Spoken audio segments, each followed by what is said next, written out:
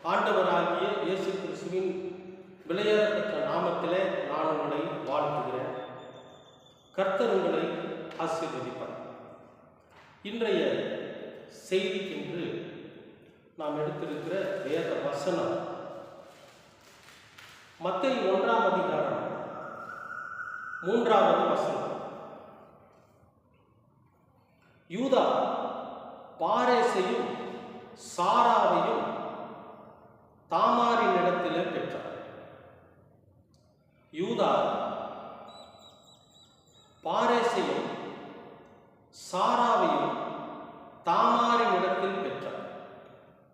பாரேஸ் எஸ்ரோமை பெற்றார், எஸ்ரோம் ஆராமை பெற்றார்.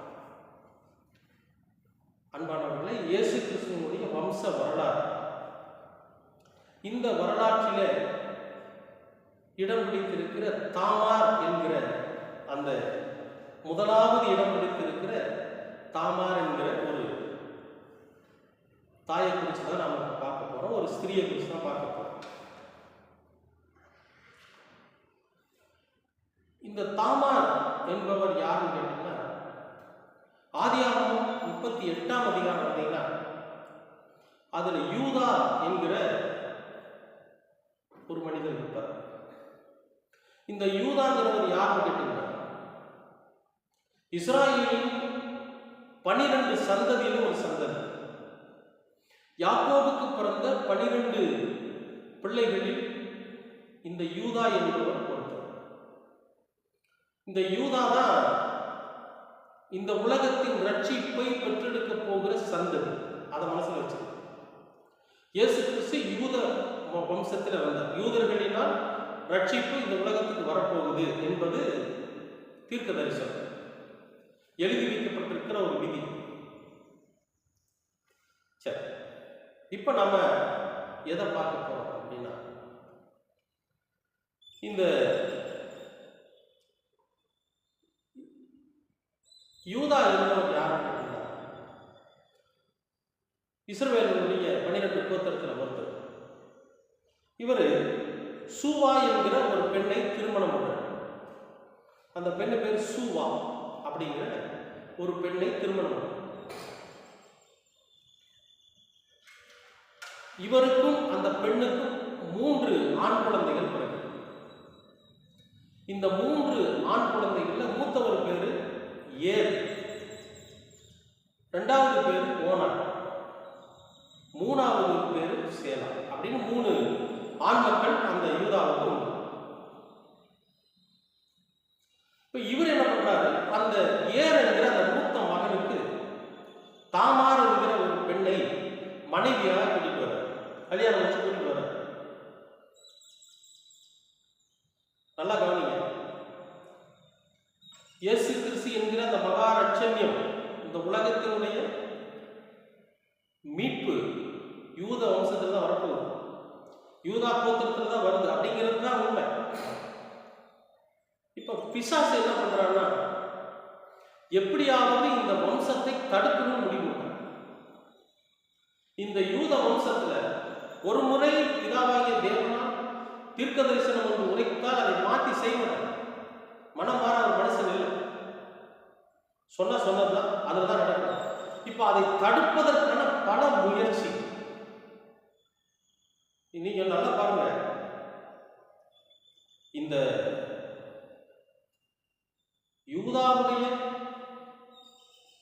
பசங்களோட வாழ்க்கையில பிசாசானவன் எப்படிப்பட்ட காரியங்களை எல்லாம் செஞ்சிருக்கிறாங்கிறத விட, ஆபிரகாமுக்கே முதல் குழந்தை இல்லாம தடை பண்ணி வச்சிருக்காங்க. சாராவுக்கு பிறந்தா அதுல யாக்கோபு ஈசாக்கு பிறந்துருவாரு, ஈசாக்கு யாக்கோபு பிறந்துருவாரு, யாக்கோபுக்கு யூதா பிறந்துருவாரு, யூதாவுக்கு இங்க வம்சங்கள் பிறகு அதுல இயேசு கிறிஸ்து பிறந்துருவான்னு சொல்லி ஆரம்பத்தில் இருந்த இந்த மனிதர்களுக்கு ஏகப்பட்ட பிரச்சனைகளை கொண்டு வருவது இந்த பிசாசோட வேலையா இருந்துச்சு. இப்ப பாருங்க, இந்த ஏர் என்கிற அந்த மனிதனை எப்படியாவது நாம் வசப்படுத்திடணும்னு சொல்லி பிசாசு அவருக்கு தவறான பல விஷயங்களை தவறு செய்யும்படியாக, பாவம் செய்யும்படியாக, கடவுளே அந்த பாவத்தை பொறுக்காம அவன் அடித்து கொள்ளும்படியான காரியத்தை அவர் செய்யறான். ஏர் அதுக்கு உடன்படுறான், அதனால கடவுள் அவனை அடிச்சிடறான். இப்போ தாமார் என்கிற அந்த பெண், அந்த ஸ்திரீயானவள் கைம்பெண்ணாக விதவியார். கீழ்மூலை, அதாவது கிறிஸ்து பிறக்கிறதுக்கு முன்னால் அப்ப இருந்தவங்களுக்கு தெரியாது. என்ன தெரியாதுன்னா இயேசு கிறிஸ்து ஒருத்தர் பிறக்க போறாரு அப்படின்னு நம்மள மாதிரி இருக்கக்கூடிய மக்களுக்கு தெரியாது. தீர்க்கதரிசிகளுக்கு தெரியும், கடவுளோட பிள்ளைகளுக்கு தெரியும். ஆனால் நம்மள மாதிரி இருக்கிற பொது ஜனங்கள் இருப்பாங்க, அவங்களுக்கெல்லாம் தெரியாது. இதெல்லாம் இயேசு கிறிஸ்து ஒருத்தர் வர போறாரு, அதெல்லாம் தெரியாது. ஆனா இப்ப நமக்கு தெரிஞ்சிருக்கு. ஏன்னா நமக்கு கிட்டத்தட்ட 2025 ஆண்டுகளுக்கு முன்னாடி இயேசு கிறிஸ்து ஒருத்தர் வந்தாரு, அவர் மரித்தாரு, உயிரோடு எழுந்தாரு. அவர் நம்முடைய பாவங்களுக்காகத்தான் மரிச்சிருக்காரு. நம்ம இனி அவருடைய போதனைகளை கேட்டு அவருடைய வழியில் நம்ம தவறு பண்ணக்கூடாதுங்கிறது நமக்கு இப்ப தெரியுது. ஆனால் அன்றைக்கு அது தெரியாது. ஆன போதும் பிசாசு என்ன பண்றான், இந்த ரட்சணியை வந்துடக்கூடாதுன்னு முடிவு பண்ணி தவறுகளை பண்றான். அப்ப இந்த ஏறுங்கிற மனிதன் பாவம் செஞ்சதுனால கடவுள் அவனை அடிச்சிடாரு. அந்த காலத்தில் அறுத்தறுத்த மாங்கல்யம், அதாவது கணவன் இறந்துட்டா, கணவனுக்கு தம்பி இருந்தான்னு வச்சுக்கலாம், அவன் தன்னுடைய சகோதரனோட மனைவியை கல்யாணம் பண்ணி அவனும் கல்யாணம் பண்ணிக்கலாம். அந்த அண்ணனோட மனைவியை கல்யாணம் பண்ணி அண்ணனுக்கான சந்ததியை அந்த அம்மா கிட்ட உருவாக்கணும். அது வீணா போயிடக்கூடாது அந்த சந்ததி அப்படிங்கிற ஒரு சட்டம் அந்த காலத்தில் எழுதப்பட்டது. இப்போ ஏர் என்பவனுடைய மனைவியாகிய தாமாரை அவனோட தம்பியாகிய ஓனானுக்கு கட்டி வைக்கிறான். இந்த ஓனான் என்ன பண்றான், பெரியவங்களாம் சொன்னாங்க, அப்பாலாம் சொன்னாங்க, கல்யாணம் வச்சு. ஆனா பிசாசு அவனுக்குள்ள எப்படி வேலை செய்யறான், அவன் சந்தோஷமா இருக்கிற மாதிரியே இருக்கான். தாமாரோட ரொம்ப சந்தோஷமா இருக்கிற மாதிரி, மகிழ்ச்சியா இருக்கிற மாதிரி, அந்த அம்மா கூட நல்ல உறவு வச்சுக்கிற மாதிரியே இருக்கிறான். அவங்க ரெண்டு பேரும் உடல் ரீதியான இணைகிற போது இவனுக்குள்ள பிசாசு வேலை செய்யறான். என்ன, உன்னுடைய வித்து அந்த அம்மாவுடைய கற்பப்பைக்குள்ள போச்சுன்னா வளரக்கூடியது உன்னோட சந்ததி இல்லை, உன்னோட சந்ததி. அதனால நீ உன்னோட வித்தை வெளியே விட்டு அப்படின்னு சொல்லி பிசாசு அவனுக்குள்ள மைண்டுக்குள்ள பேசியிருப்பான் போல. அதனால அவன் என்ன பண்றான், தன்னுடைய வித்தை வெளியே விடுறான். அவன் கற்பம் தெரியும், இது கடவுளுக்கு தெரியும். கடவுள் என்ன பண்றாரு, அடிக்கிறார். அவனும் இறந்து போகிறான். இப்ப சேலா என்பவன் சிறு வயது பையனா இருக்கான். இப்ப இந்த சின்ன பையனுக்கு கட்டி கொடுக்கணும், யாரைய, தாமார. ஆனா அது முடியாது, ரொம்ப சின்ன பையனா இருக்கான். சரி, கொஞ்சம் காலம் ஆகும், நீ போய் உமா வீட்டில் வெயிட் பண்ணு, நீ ஒரு கைப்பெண்ணாக இரு, காலம் வருகிற போது சேலாவுக்கு நான் உங்களை திருமணம் செய்து கொடுக்குறேன் அப்படின்னு சொல்லி தாமாரை அவங்க அம்மா வீட்டுக்கு அனுப்பிச்சு. அடுத்து நடக்கிறது என்ன, காலங்கள் ஓடும், பல வருடங்கள் போகுது. சேலா பெரியவனாயிட்டான். ஆனால் தாமாருக்கு கட்டி கொடுக்கல. ஏன்னா தன்னுடைய 2 மகன்களும் இறந்த மாதிரி தன்னுடைய 3வது மகனுக்கு இறந்துட்டா என்ன பண்றது இவனை கட்டி. அதனால அவன் என்ன பண்றான், தாமதப்படுத்திக்கிட்டே வரான். இதற்கிடையே யூதாவின் மனைவியாகிய சூவா இறந்து போகிறான். இந்த 3 பசங்களுடைய அம்மாவும் இறந்து போகிறார். எப்படி இந்த தாமார் கைப்பெண்ணாக விதவையாக கணவனை இழந்தவளாக தன்னுடைய தாயார் வீட்டில் இருக்கிறாள், அதே போல யூதாவும் தன் மனைவியை இழந்தவனாக இருக்கிறான். யூதாவும் தன் மனைவியை இழந்தவனாக அங்கே இருக்கிறான். சரி, இப்ப என்ன நடக்குது, இவன் என்ன பண்றான், தனக்கு துணை யாரும் இல்லாதனால பசங்க 3 பேரும், 2 பேர் இறந்துட்டான், ஒருத்தர் தாங்களோட இல்லை, தான் மூத்த மருமகனும் விதவையா போயிட்டா, குழந்தைகள் எதுவும் கிடையாது. இவன் என்ன பண்றான், தன் நண்பனோட போய் சேர்ந்தான். அவன் இந்த ஆடுகளுக்கு மயிர் கத்திரிக்கிறவனா இருக்கான். மயிர் கத்திரிக்கன்னு கேட்டீங்கன்னா அந்த கம்பளிக்காக ஆட்டினுடைய முடியெல்லாம் எடுப்பாங்க, அந்த வேலை செய்யறவனா இருக்கான். இவன் ஆடுகளை மேய்க்க வேண்டியது, ஒரு நீரூற்றண்டில் தண்ணி காட்ட வேண்டியது, இவனும் தண்ணி குடிக்க வேண்டியது, தன் நண்பன் இடத்துல விட்டுட்டு ஆடுகளுக்கு மயிர் கத்திரிக்கிறது, இதுதான் இவனோட வேலை. இது யாருக்கு அறிவிக்கப்படுதுன்னு கேட்டீங்கன்னா தாமாருக்கு அறிவிக்கும். தாமாருக்கு சொல்றாங்க, என்ன இந்த மாதிரி உன் மாமியார் இறந்து போயிட்டாங்க, உனக்கு கட்டி கொடுக்குறேன்னு சொன்ன அந்த சேலாவும் பெரிய பையனாகி கட்டி கொடுக்கல, இப்போ உங்க மாமனார் தனியா வயிறு கத்திக்கிறது இருக்கிறார், அவர் தினமும் இது வழியாக ஆடு பேசிட்டு போறாரு, இந்த நீரூற்றண்டையில தான் வந்து தண்ணி குடிக்கிறாரு, ஆடுகளுக்கு தண்ணி பருக்கிறாரு. பருக்கிட்டு நேராக என்ன பண்றாரு, தன் நண்பனோட வீட்டுக்கு போயிடுறாருங்கிற தகவல் அவளுக்கு சொல்லப்படுது. இது சொல்ல கேட்ட அந்த பெண் என்ன பண்றா, சரி வேற வழி இல்லை, யூத கோத்திரத்தினுடைய வம்சம் வளரணும், அவன் அம்மாவுக்கு எவ்வளவு பெரிய தியாக உணர்வு அப்படின்னு சொல்லி அதை மனதில் கொண்டு அந்த அம்மா என்ன பண்றாங்க, தன்னோட கைப்பெண் வேஷம், அந்த விதவைக்கான வேஷத்தை கலைச்சிட்டு வேசிக்குண்டான ஆடையை அணிஞ்சு அந்த நீரூற்றாண்டையில வந்து முக்காடு போட்டு உட்காந்துருக்காங்க. வேசிக்கு தான் முக்காடு போட்டு உட்காருவாங்க, அப்படி முக்காடு போட்டு உட்காந்து. இதை பார்த்தது அந்த இரவு நேரம், சாயந்தர நேரம் ஆடுகளை வந்து மறுபடியும் திருப்பி ஓட்டிட்டு வரவன் எப்படி ஓட்டி, எந்த நேரத்தில் சூரியன் மறையிற நேரத்தில் அப்படியே ஓட்டிட்டு வரான். வந்து ஆடுகளுக்கெல்லாம் தண்ணி கொடுக்குறாரு, இவரும் தண்ணி குடிக்கிறார். அங்கே ஒரு கைப்பெண் ஒரு வேசி அமர்ந்திருக்கிறார். இவருக்கு உடனே ஆசை வந்து கேட்கிறார், நீ வேசிதானே, இன்று என்னோடு நீ உறவு வைத்துக் கொள்கிறாயான்னு கேட்கிறார். உடனே இந்த அம்மா சரி அப்படின்றாங்க. அப்ப இருட்டா இருக்கிறப்ப அவங்க முகத்தை மூடிட்டு இருக்கிறதுனால தாமார் என்பது அவருக்கு தெரியல. ரெண்டு பேரும் உறவு வச்சுக்கிறாங்க. அவர் வந்து நான் உனக்கு என்ன கொடுக்கணும்னு கேட்கிறேன். நான் இப்போ எதுவும் கொண்டு வரல, நான் மந்தையை அடைச்சிட்டு உனக்கு பரிசு கொடுத்து விடுறேன்னு சொல்றேன். இல்லை இல்லை, நீங்க எனக்கு என்ன பண்ணுங்க, பரிசு கொடுக்கறதுக்கு முன்னால் உங்களோட முத்திரை மோதிரத்தையும் இந்த செங்கோலையும் எனக்கு கொடுத்துட்டு போயிருங்க, அப்புறம் நீங்க கொடுக்குற பரிசை வாங்கிட்டு நான் எனக்கு திருப்பி கொடுத்துறேன்றாங்க. இவன் சரி அப்படின்னு சொல்லி தன்னுடைய முத்திரை மோதிரத்தை கழட்டி தாமாரிடத்தில் கொடுக்குறான். தன் செங்கோலை தாமாரிடத்தில் கொடுக்குறான். கொடுத்துட்டு போய் தன் நண்பனிடத்துல ஒரு ஆட்டுக்குட்டியை கொடுத்து இதை அந்த பெண்ணிடத்துல வேசி இடத்துல கொடுத்துருன்னு சொல்லி கொடுத்தனுப்புறாரு. இத அந்த நண்பர் கொண்டு வராது. இங்க பார்த்தா அவங்க இல்லை. நண்பன் திருப்பி போய் சொல்லிடுறாங்க வேசி இல்லை. ரெண்டாவது அங்க இருக்கிறவங்க எல்லாம் விசாரிக்கிறாங்க, இங்க ஒரு வேசி இருந்தாங்க, இல்லை இங்க எல்லாம் வேசி யாரும் அவனது கிடையாதுன்னு சொல்லி அங்க இருக்கிற மக்கள் சொல்லிடுறாங்க, அங்க வேசி இல்லை. 3 மாசம் கடந்து போகுது. யூதாவுக்கு செய்தி வரும், என்னன்னு, உன் மருமகன் வேசித்தனம் செய்தார், உன் மருமகள் வேசியானார், அவள் இப்போது 3 மாத கர்ப்பிணியாக இருக்கிறாள். ஐயோ தவறாச்சு, வேசித்தனம் செய்தால் அவள் கல்லெறிந்து கொள்ளப்பட வேண்டுமே, அவளை கூட்டிட்டு வாங்க யூதா.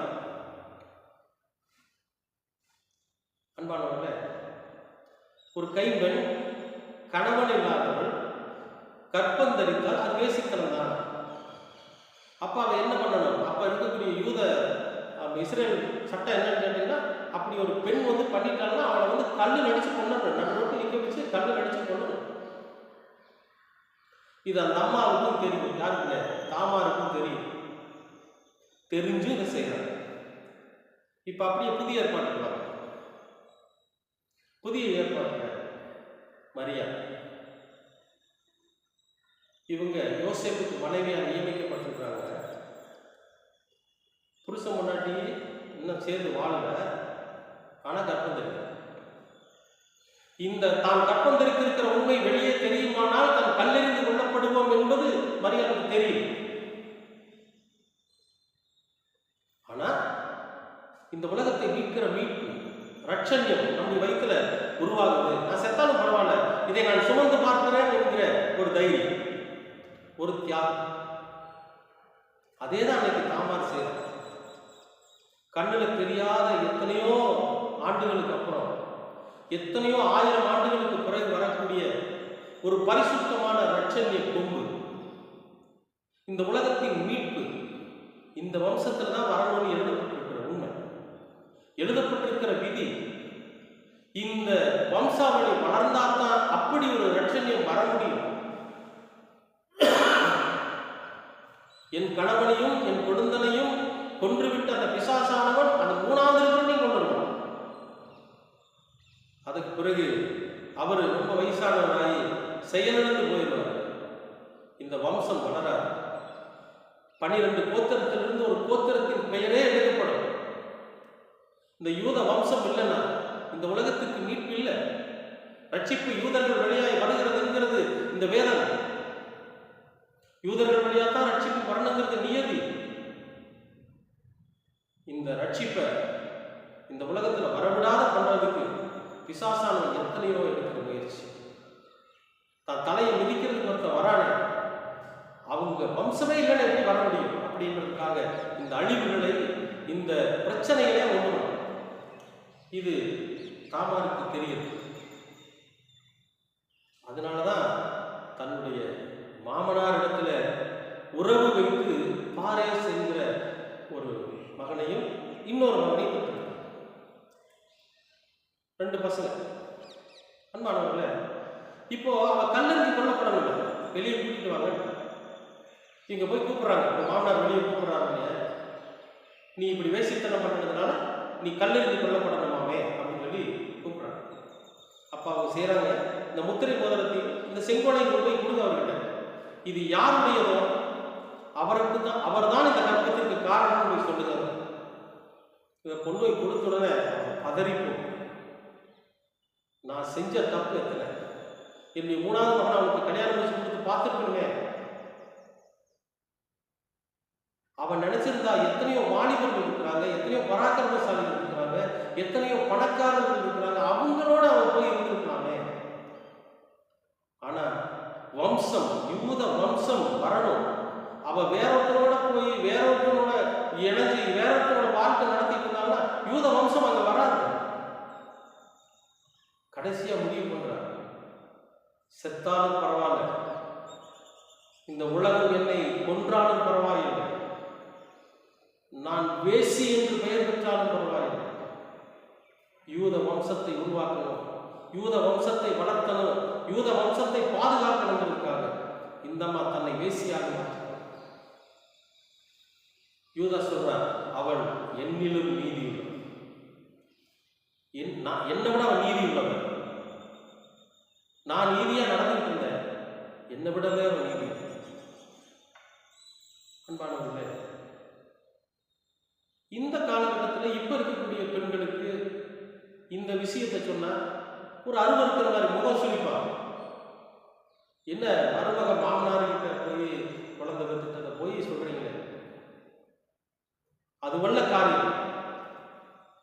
எதற்காக இந்த சம்பவம் நிறைவேற்றப்பட்டிருக்கிறது என்பதுதான், எதற்காக இந்த செயல் நடந்திருக்கிறது என்பதுதான். அன்பானவர்களே, நல்லா கவனிக்கணும். ஒருவேளை அன்னைக்கு அந்த அம்மா அந்த முடிவு எடுக்கலன்னா, ஒருவேளை அந்த அம்மா அந்த வேசியாய் தன்னை மாற்றிக்கொள்ளவில்லை என்று சொன்னால், அதுக்கப்புறம் அந்த அம்மா யாரையும் கல்யாணம் பண்ணிக்கல, யாரிடத்துல போய் குழந்தைகளை பெற்ற, 2 குழந்தைகள் பெற்றாங்க. அவர் கூடவே வாழ்ந்து கொண்டிருக்கிறார். அதுக்கப்புறம் யூதாவும் அந்த பெண்ணை தொடவில்லை என்று வைக்கும். யூதா அந்த தாமாரை தொடவே. சரி, தாங்களோட அவ ஒரு முறை குழந்தைகளை பெற்றுட்டானே, நீ அவன் மனைவி ஆக்கிக்கலாம் அப்படின்னு அவன் இருக்கல. அதோட சரி, என்னிலும் நீதி உள்ளவன், என் வம்சத்தை வளர்க்க வேண்டும் என்பதற்காக தன்னை பேசி அவனை மாற்றிக்கொண்ட தியாகி அப்படின்னு சொல்லி அவளை அதுக்கப்புறம் தொடல. எப்படிப்பட்ட தியாகம்! இதைத்தான் நம்ம கூர்ந்து கவனிக்கணும். இதனால் தான் தாமாருடைய பெயர் எழுதப்பட்டது. இயேசு கிறிஸ்துவின் வம்ச வரலாறு எழுதப்பட்டது. ஏன்னா இந்த வம்சத்தை உருவாக்குவதற்கு தன்னை அர்ப்பணித்திருக்கிற ஒரு உன்னதமான தாய். அன்பானவர்களே, ஏதோ பைபிள் படிச்சுட்டு போயிட்டே இருக்கிறோம், அதுலாம் எழுதப்பட்டிருக்கின்றத நுனிக்குள் மேயாம ஆழ்ந்து சிந்தி பெண்களின் தியாகம் எப்படிப்பட்டதா இருந்துச்சு பாருங்க. இன்றைக்கு தாமார் அந்த முடிவை எடுக்கவில்லை என்றால் இன்றைக்கு இயேசு கிறிஸ்து இல்லை. அன்பானவர்களே, நிச்சயமாகவே அற்புதத்தை அன்றைக்கு அவர் செய்ததினாலே, தன்னை அர்ப்பணிப்பு செய்ததினாலே, தன்னை முழுமையாய் என்ன நடந்தாலும் பரவாயில்லன்னு சொல்லி ஒரு தொலைநோக்கு பார்வையோட தூரத்திலே, அதாவது கண்ணு கெட்டாத தூரத்தின் வருடத்தில் நடக்கப் போகிற செயலுக்காக, காரியத்திற்காக அன்றைக்கு அந்த தாய் அந்த முடிவு எடுக்கலைன்னா இன்றைக்கு நினச்சி பாருங்கள், இன்றைக்கி நீங்களும் நானும் இப்படி இருக்க முடியாது. உலகமே இப்படி இருக்காது. உலகம் மாற்றப்பட்டு இருக்கும். உலகம் முழுவதும் பிசாசுக்கு அடிமையாயிருக்கும். மார்க்கம் முக்கியம் அல்ல, மனித நேயம் முக்கியங்கிற அந்த மகத்துவத்தை கற்றுக் கொடுத்த அந்த மகான் பரிசுத்த இயேசு சுவாமி இந்த உலகத்தில் வந்திருக்க முடியாது. அப்படி ஒரு மகா பெரிய தியாகத்தை செய்த தாய் தான் இந்த தாமர். அதனால தான் வேதத்தில் இடம் பிடிச்சிருக்கிறாங்க. இயேசு கிறிஸ்துவின் வம்ச வரலாறில் இடம் பிடிச்சிருக்காங்க. எனக்கு அன்பானவர்களே, நம்மிடத்தில் இருக்கக்கூடியவர்கள் இதை நன்கு ஆராய்ந்து அறிந்து வேதத்தை முழுமையாக வாசித்து அதில் இருக்கக்கூடிய உண்மைகளை தெரிந்து அதன்படி நடக்கணும். நிச்சயமாகவே பெண்களுக்கு இந்த ஒரு வசனம், இந்த ஒரு வார்த்தை, இந்த ஒரு சுவிசேஷம் அறிவிக்கக்கூடிய இப்படி ஒரு சம்பவம் உங்களுக்கு பிரயோஜனமாக இருந்திருக்குன்னு நான் விசுவாசிக்கிறேன். அது மட்டும் இல்லை, இந்த தியானம் நிச்சயமாகவே உங்களை வேதத்தை மீண்டும் முறை வாசிக்க செய்யும் என்றும் நான் விசுவாசிக்கிறேன். கர்த்தர் உங்களை ஆசீர்வதிப்பார். அன்பின் பரலோக பிதாவே, அருமையான நல்ல இந்த நாளுக்காக நன்றி. இந்த வார்த்தைகளை நீர் கொடுத்ததற்காகவும் நன்றி. எங்கள் பெண்களும் கூட ஆண்டவரே தன்னை அர்ப்பணித்து தன்னை தியாகிகளாக மாற்றி ஒரு தொலைநோக்கு பார்வையோடு கூட இந்த உலகத்தில் அவர்கள் வாழ்ந்து எல்லா நன்மைகளையும் பெற்றுக்கொண்டவர்களாக அவர்கள் உம்மிடத்தில் கடந்து வர நீர் கிருபை பாராட்டும். அவர்களும் நீதியுள்ளவர்களாக இந்த உலகத்தில் வாழ நீர் தயவு பாராட்டும். தொடர்ந்து உமது கிருபையும் அன்பும் கர்த்தராகிய இயேசு கிறிஸ்துவின் வசனங்களும் வழி நடத்தட்டும். இயேசு கிறிஸ்துவின் வழியாய் கேட்கிறோம் நல்ல பிதாவே. ஆமென், ஆமென்.